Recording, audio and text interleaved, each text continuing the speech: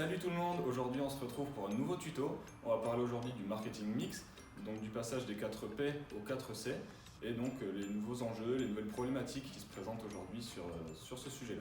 Alors qu'est-ce que le marketing mix? Le marketing mix représente l'ensemble des décisions et actions qui sont prises pour assurer le succès d'une marque, d'un produit, d'un service sur un marché donné.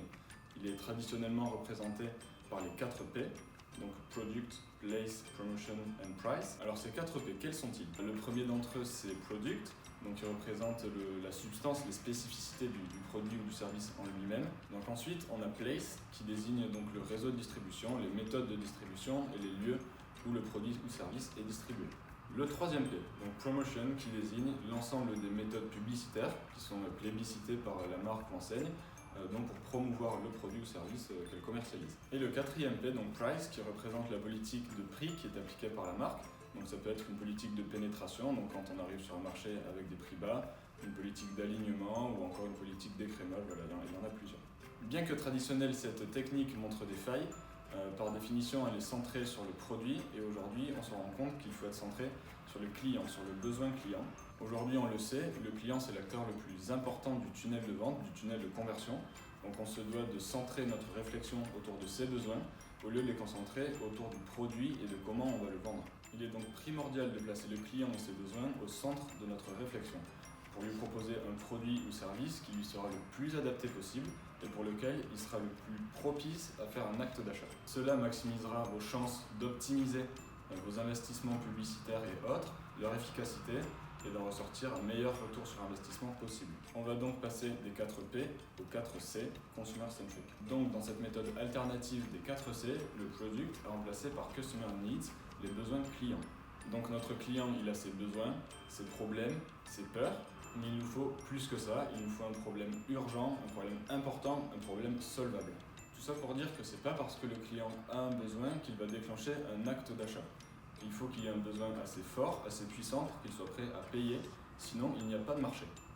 Donc dans cette méthode des 4 C, à la place du second P, Place, nous avons Convenience of Buying, donc la commodité d'achat, car aujourd'hui il faut tout simplement penser son parcours client, son parcours d'achat dans son ensemble.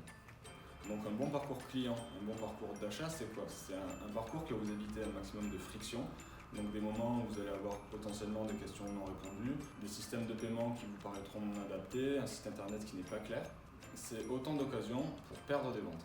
Donc pour le troisième C, qui remplace donc Promotion, on va avoir là la communication. La communication englobe plus que la promo. C'est l'ensemble des messages, du storytelling à la charte graphique, en passant par les outils promotionnels.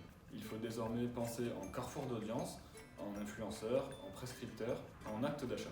L'enjeu ici, c'est de vraiment savoir qui est mon client et de connaître les points de contact sur lesquels je vais pouvoir jouer pour le pousser à convertir.